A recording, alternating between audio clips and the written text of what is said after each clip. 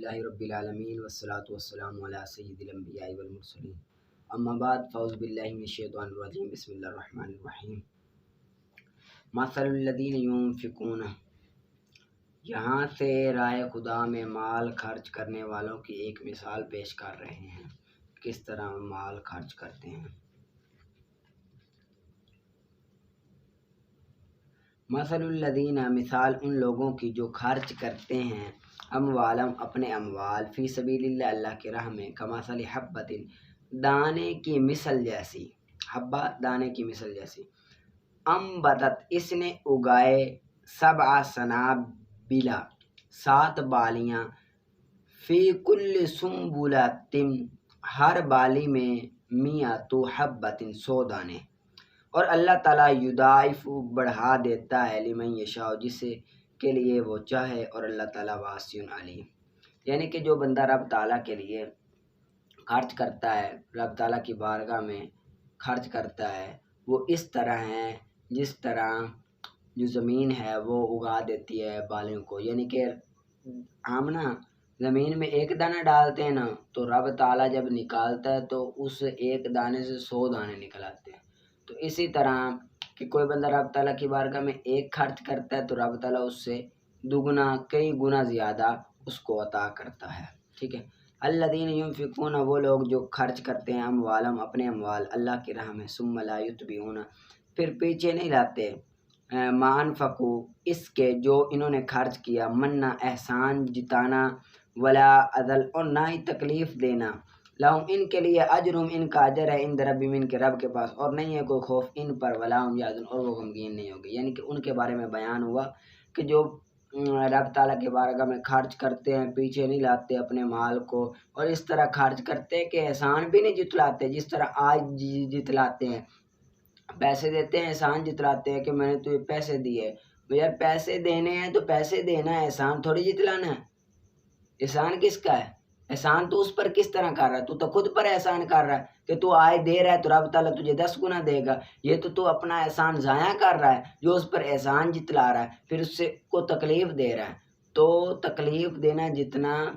بڑا گناہ ہے، جتنا رب تعالیٰ جو بندہ تکلیف نہیں دیتا اس کے لیے کوئی خوف نہیں ہے، وہ غمگین نہیں ہوگا، اور جو تکلیف دیتا ہے، ایذا پہنچاتا ہے، احسان جتلانے کی نیت دیتا ہے، اس کو خوف بھی ہوگا اور وہ غمگین کی بھی ہوگا، دنیا میں بھی اور آخرت میں بھی، ٹھیک ہے۔ قول معروف، بات اچھی، اور مغفرت اور معاف کرنا، خیر بہتر ہے، من صدقۃ یتبعھا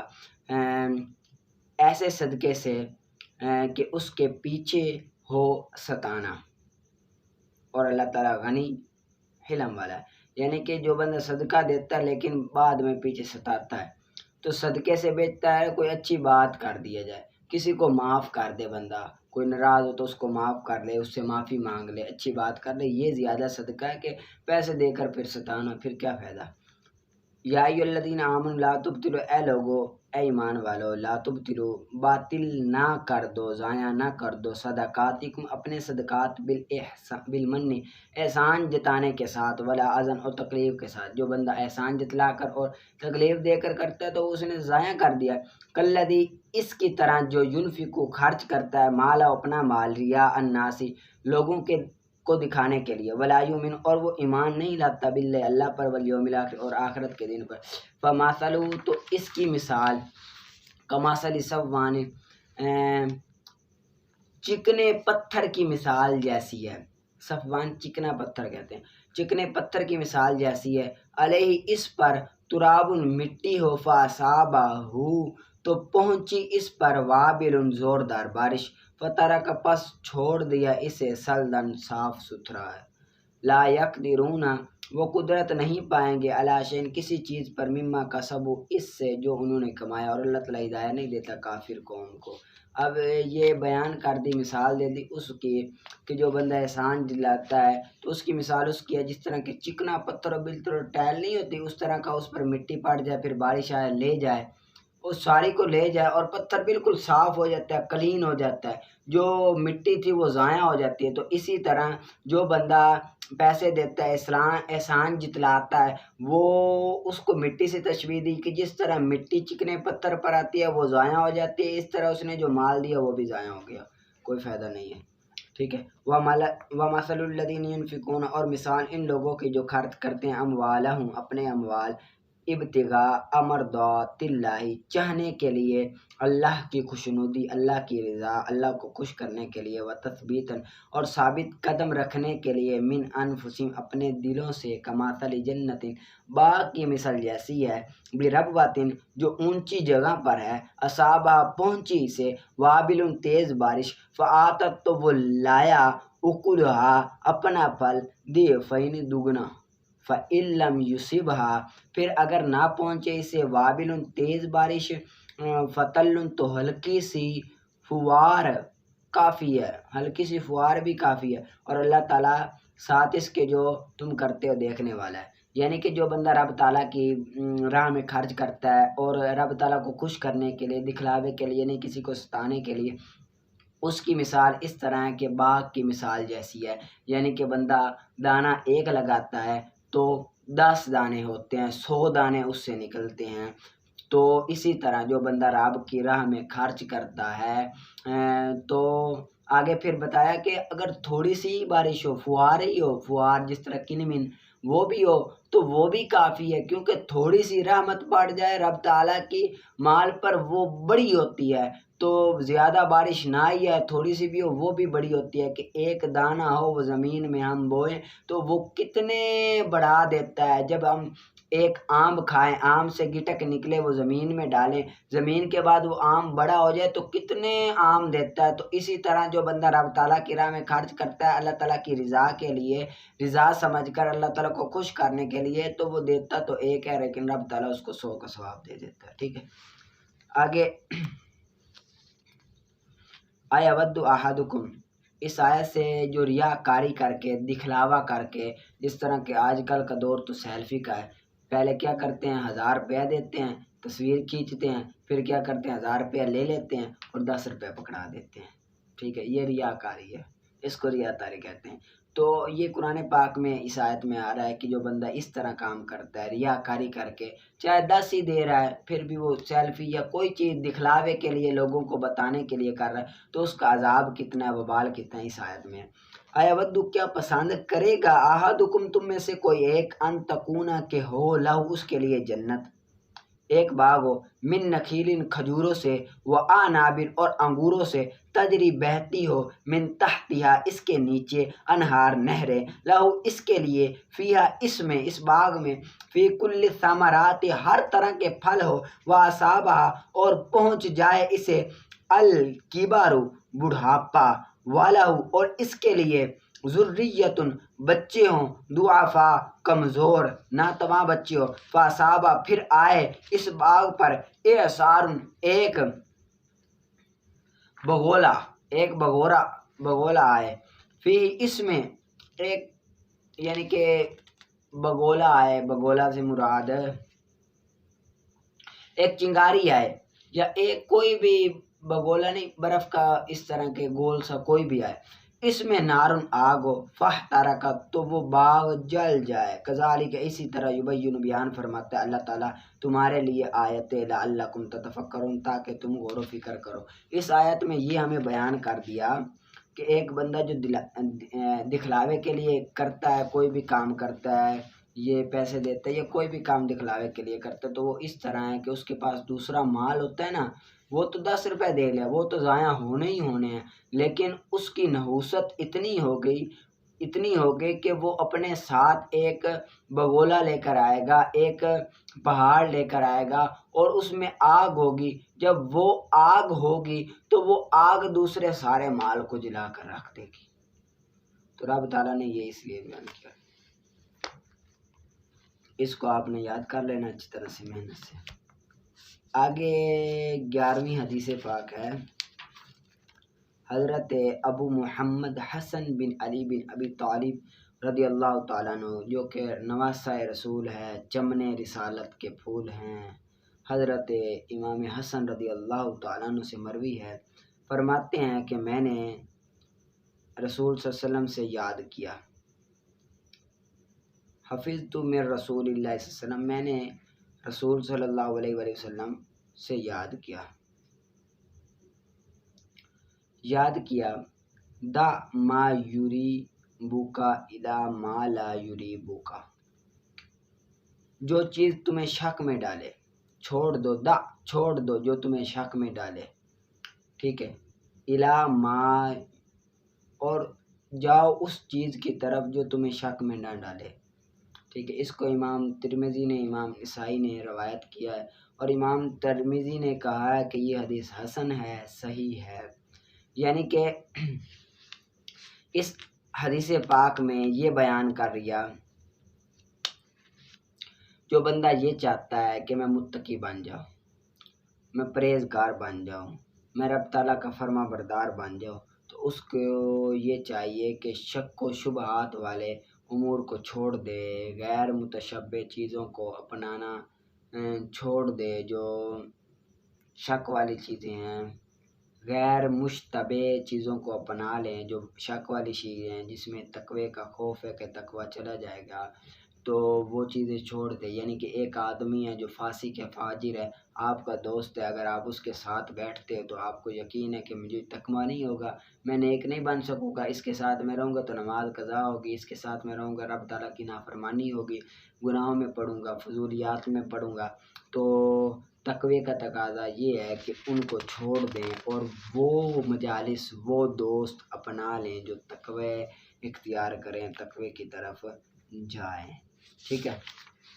اگلی حدیث بھی یاد کرنی ہے، 12ویں، یہ حضرت ابو ہریرہ رضی اللہ تعالیٰ عنہ سے روایت ہے، فرماتے ہیں کہ رسول صلی اللہ علیہ وسلم نے فرمایا من حسن اسلام المرئی، رسول صلی اللہ علیہ وسلم نے فرمایا اسلام کی ایک خوبی ہے، انسان کے اسلام کی ایک خوبی ہے ترکہ ما لا یعنی، کہ چھوڑ دینا اس چیزوں کو جو بے مقصد ہو، بے مقصد چیزوں کو، بے مقصد کام کو چھوڑ دینا، ٹھیک ہے۔ حدیث حسن ہے، اس کو روایت امام ترمذی اور اس کے علاوہ نے بھی کیا، یعنی کہ اس حدیث کا خلاصہ کلام یہ ہے کہ رب تعالیٰ اور اس کے محبوب نے، رب تعالیٰ کے محبوب نے یہ فرمایا کہ انسان جو ہوگا، جو مومن ہوگا، وہ اپنے وقت کی قدر کرے گا، ایک ایک لمحے کی، ایک ایک سیکنڈ کی کمی، ایک ایک سیکنڈ کی فکر کرے گا، غور و فکر کرے گا۔ اگر وہ یہ چاہتا ہے کہ مجھے فائدہ ہو یا دوسرے لوگوں کو فائدہ پہنچانا چاہتا ہے تو وہ وقت کی قدر کرے گا۔ اگر وقت کی قدر نہ کرے گا، فضولیات میں پڑا رہے گا، بے مقصد چیزوں میں پڑا رہے گا، تو اس کا کام ادھورا رہے گا، وہ کو کام صحیح طرح نہیں کر سکے گا، سب کام میں پھسل جائے گا، ہر کام الٹی کرے گا۔ تو اسلام نے یہ بتا دیا کہ اگر کوئی بندہ یہ چاہتا ہے کہ میں اچھا کام کروں، ایک اچھا کام کروں، کوئی بھی کام ہے، اپنے آپ کو فائدہ پہنچاؤ یا کسی کو فائدہ پہنچاؤ، تو وہ بے مقصد کام کو چھوڑ دے، بے مقصد۔ اب ہم بیٹھے ہوتے ہیں، گروپ بنا لیتے ہیں، ایک گروپ بنا کر ہم کیا کرتے ہیں، باتیں کرتے ہیں، ایک ہے وہ بات کرے گا، اس کی ختم ہوگی دوسرا، پھر تیسرا، پھر چوتھا، اس طرح باتیں کرتے ہیں۔ اب لیکن ان باتوں کا کوئی مقصد نہیں ہوتا، کوئی وجہ نہیں ہوتی، بس ویسے ہی ٹائم ضائع کرنا، چل یار گپ شپ لگاتے ہیں۔ اب یہ کون سی گپ شپ لگانی ہے، آپ نے کیا گپ شپ لگانی ہے، کیا کرنا ہے گپ شپ کا، یہی بے مقصد کام کو چھوڑو گے تو ہی اچھے انسان بنو گے، جو اسلام کی طرف آؤ گے۔ اگر کچھ کام کرنا چاہتے ہو تو بے مقصد کام کو چھوڑ دو، بے مقصد کام کو نہ اپناؤ۔ اور اسلام کی خوبی یہی ہے، انسان کے اسلام مسلمان ہونے کی خوبی یہ ہے کہ وہ بے مقصد کام کو چھوڑ دے، وہ کام کرے جس میں کوئی نہ کوئی مقصد ہو۔ اب آپ مجھے یہ بتاؤ کہ وہ ایک ہے، اس نے اپنی بات بتائی، اس کا کیا مقصد، کیا فائدہ ملا آپ کو؟ کوئی فائدہ نہیں ملا، کچھ نہیں ہوا، کیا ملا اس کو؟ بتاؤ مجھے، کوئی فائدہ نہیں ہوا۔ تیسرے نے بتایا کوئی فائدہ نہیں ہوا۔ تو بے مقصد کام چھوڑو، اپنا ایک ایک لمحہ، ایک ایک سیکنڈ، ایک ایک گھڑی اگر آپ غور و فکر کرو گے، ایک اپنے آپ کو پلان کے ساتھ گزارو گے تو ہی اچھے گزرو گے، ٹھیک ہے۔ آپ کو پتہ ہونا چاہیے کہ میرا یہ سیکنڈ یہ میں نے کہاں گزارنا ہے، یہ سیکنڈ یہ میں نے کہاں گزارنا ہے، یہ سیکنڈ یہ میں نے کہاں گزارنا ہے، یہ اتنا وقت میں نے یہ کام کرنا ہے، اتنا وقت یہ کام کرنا ہے، اتنا وقت یہ کام کرنا ہے، تو وہ بندہ ہی کامیاب ہو سکتا ہے، ورنہ نہیں بندہ کامیاب ہو سکتا۔ آگے نکالیں آپ، نون ساکن اور تنوین کے قواعد ہے۔ نون ساکن اور تنوین کے 4 قاعدے ہیں: اظہار، ادغام، اقلاب، اخفا۔ اظہار کی تعریف لغوی معنی ظاہر کرنا، اصطلاحی تجوید میں حرف اس کے مخرج سے جمیع صفات کے ساتھ بغیر کسی تغیر کے ادا کرنے کو کہتے ہیں، جس طرح کہ من آمانا بغیر تغیر کے ادا ہو رہا ہے۔ نون ساکن یا تنوین کے بعد حروف حلقی میں سے کوئی حرف آ جائے تو وہاں اظہار ہوگا، جیسے من خیر ملاکن حسابیہ، اس کو اظہار حلقی کہتے ہیں۔ ٹھیک ہے، آگے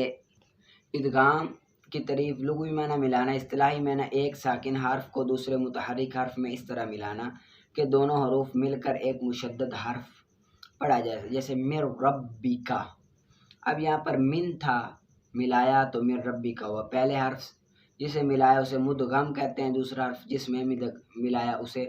مدغم فی کہتے ہیں۔ ادغام کا قاعدہ نون ساکن یا تنوین کے بعد حروف جر ملوز میں سے کوئی حرف آ جائے تو وہاں ادغام ہوگا، لام اور را یعنی کہ لار میں بغیر گنہ اور باقی 4 یو میں گنہ کے ساتھ ادا کریں گے، جس طرح کہ من یقول صیحۃ واحدہ الا من ربک، یہاں پر دیکھیں مر ربی کا گنہ نہیں ہوا، اسے ادغام یار ملون کہتے ہیں۔ ادغام یار ملون کی شرط یہ ہے کہ نون ساکن تنوین کے بعد حروف یار ملون میں سے حروف یار ملون دوسرے کلمے میں ہو، پہلے کلمے میں ہوگا، ایک ہی کلمے میں ہوگا تو وہ حروف ادغام نہیں ہوگا بلکہ اظہار مطلق ہوگا۔ آگے وہ آ رہا ہے، نون ساکن کے بعد حروف یار ملون کے ایک کلمے میں آنے کی وجہ سے ادغام نہیں بلکہ اظہار مطلق ہوگا، جس طرح یہ دیکھو دنیا، ایک کلمے میں یا آیا تو اس طرح اظہار مطلق، بنیا، سنوان، ان کی نوان، ان میں اظہار مطلق ہے۔ ٹھیک ہے، اتنا ہی بڑا ہے، یہ آپ اچھی طرح سے یاد، آگے بھی آسان ہی ہے بالکل، مدنی قاعدے میں آپ نے پڑھا ہوگا۔ اقلاب کی تعریف معنی ہے بدلنا، اصطلاحی معنی ایک حرف کو دوسرے حرف سے بدلنا۔ نون ساکن یا تنوین کے بعد حرف با آ جائے تو نون ساکن اور تنوین کو میم سے بدل کر اکفا کر کے پڑھیں گے، جیسے من بعد ان سے میم بعد کر دیا۔ ٹھیک ہے، آگے اکفا کی تعریف لغوی معنی چھپانا، اصطلاح تجوید میں اظہار اور ادغام کی درمیانی کیفیت اور حالت سے پڑھنے کو اکفا کہتے ہیں۔ نون ساکن تنوین کے بعد حروف اکفا میں سے کوئی حرف آ جائے وہاں اکفا ہوگا، جیسے من شاہدن بقلب سلیم، حروف اکفا یہ 15 لکھے ہوئے ہیں۔ آگے میم ساکن ادغام شفوی، اکفا شفوی، اظہار شفوی۔ ادغام شفوی میم ساکن کے بعد دوسری میم آ جائے تو میم ساکن میں ادغام شفوی مال غنہ ہوگا، جس طرح کہ فہم مقمحون۔ اخفا شفوی میم ساکن کے بعد حرف با آ جائے تو میم ساکن میں اخفا شفوی ہوگا، جیسے کنتم بیہ۔ اظہار شفوی میم ساکن کے بعد با اور میم کے علاوہ کوئی حرف آ جائے تو میم ساکن میں اظہار شفوی ہوگا، جیسے لم یلد۔ ٹھیک ہے، تو یہ ہے، اس کو آپ نے اچھی طرح سے یاد کرنا ہے اور محنت کر کے یاد کرنا ہے، اور آپ کو میں نے قرآن پاک کا دیا تھا وہ بھی آپ نے امید یاد کیا ہوگا۔ آگے آپ نے یاد جو کرنا ہے وہ سورت کوثر سے لے کر آگے، بسم اللہ الرحمن الرحیم، انا اعطیناک الکوثر فصل لربک وانحر ان شانئک هو الابتر۔ آگے سورت الکافرون ہے، قل یا ایہا الکافرون لا اعبد ما تعبدون ولا انتم عابدون ما اعبد ولا انا عابد ما عبدتم ولا انتم عابدون ما اعبد لکم دینکم ولی دین۔ آگے سورۃ النصر ہے، بسم اللہ الرحمن الرحیم، اذا جاء نصر اللہ والفتح ورأيت الناس يدخلون في دين الله أفواجا فسبح بحمد ربك واستغفره إنه كان توابا۔ آگے سورۃ اللہب مکی ہے، بسم اللہ الرحمن الرحیم، تبت یدا ابی لہب وتب ما اغنى عنه ماله وما كسب سيصلى نارا ذات لهب وامرأته حمالة الحطب في جيدها حبل من مسد۔ ٹھیک ہے، یہ آپ نے اچھی طرح سے یاد کرنا ہے، اور اچھی طرح سے یہ محنت کر کے یہ جو آپ کو میں نے یہ تمام صورتیں دی ہیں نا، ان سب کو آپ نے یاد کرنا ہے، اور آگے نا آپ نے نا خود ہی کر لینا ہے، صورت ملک بھی یاد خود ہی کر لینی ہے، اچھی طریقے سے محنت کر کے وہ یاد کرنی ہے، اور پھر اس کے بعد آپ نے صورت ملک یاد کر کے نا، پھر اس کے بعد نا آپ نے نا پاؤ ہر روز قرآن پاک اسی لب و لہجے سے، اسی طرز سے، اسی انداز میں، یعنی کہ اچھے تلفظ نکال کر اچھی آواز میں آپ نے پڑھنا ہے، ٹھیک ہے۔ کل سے میں نہیں پڑھاؤں گا، لیکن آپ نے اچھی طرح سے خود ہی پڑھ لینا ہے، صورت ملک یاد کرنی ہے، پھر اس کے بعد آپ نے کیا کرنا ہے، یا میں پڑھا دوں گا صبح، پھر اس کے بعد آپ نے پاؤ خود ہی پڑھنا ہے، ٹھیک ہے، پڑھو۔